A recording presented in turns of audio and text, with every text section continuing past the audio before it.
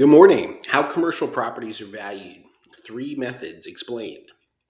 So, if you're new to commercial real estate, one of the most confusing and often critical questions is this: how is commercial property actually valued? It's not like you can pull up a Zillow page and you'd have an answer. But unlike residential real estate, commercial property values are not driven by emotion, kitchen finishes, bathroom finishes, or comps alone. They're driven by income, by risk, and replacement economics. And professional appraisers, lenders, and investors rely on three primary valuation methods. So you have the income approach, the sales comparison approach, and then the total cost approach.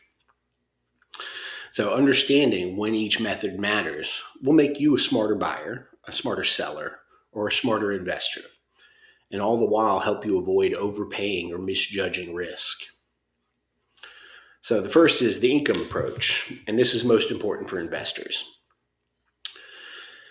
And the income approach values a property based on the net cash flow it's producing and not what the building looks like. So how that works is you're going to divide the net operating income after expenses, divide that by the cap rate, and that's how you get to the value. So let's put some numbers into that. Say you have 200,000 in income after expenses, and similar properties are trading at a 7% cap rate. That would put your value at 2,857,000. So why that matters, this is really the primary valuation method for income producing real estate. So multifamily, retail, office buildings, industrial, medical office, pretty much any investment property is the point.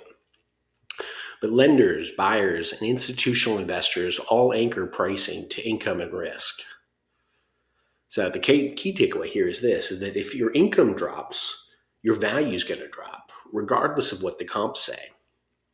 So number two, the sales comparison approach. And this is really a market reality check. And what it is this method is going to compare recent sales of similar commercial properties to estimate value. Now, how that works is we're going to look at a lot of metrics. Most common one people say is price per square foot, or in multifamily, price per unit or price per door. But then there's also adjustments for location, condition, and the lease quality.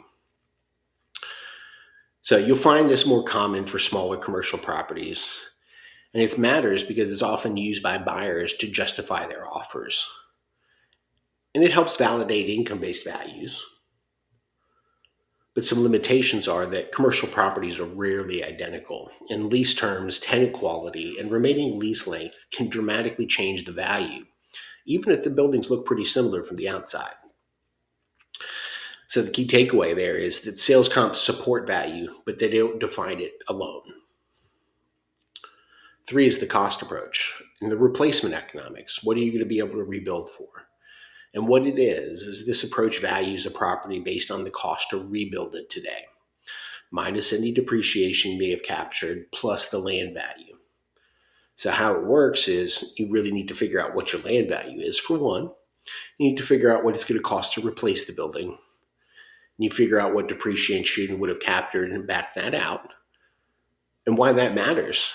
This is particularly relevant for new construction or special use properties where there's very limited comps, or for owner-occupied buildings. But also there's insurance and lending support, so they'll help you with replacement costs, and they also look at these methods with the valuation that they do. And the older properties may cost far more to rebuild today than they're worth in the market. So the key takeaway there is that cost does not equal value, but it does set a floor in certain markets. Now, if you don't understand how value is calculated, you're going to risk overpaying on an acquisition or underestimating the refinance potential you have based off of the income that your property is truly showing. Or you can misjudge your exit value when you turn around and sell the property. Or you structure the wrong loan from the very beginning. But smart investors don't just ask, what's the price? They ask, well, what's driving the value? Tell me a little bit more about the area. So here's the final thought. In commercial real estate, rewards investors who understand how money flows, how risk is priced, and how replacement economics work. Now, if you're evaluating a deal and want help understanding which valuation method truly matters, That's where Inspirious brokerage guidance makes all the difference, and that's what I'm here for. My name is Bill Rapp. Please visit HoustonRealEstateBrokerage.com to figure out how to get a hold of me. Love to talk to you more. Take care.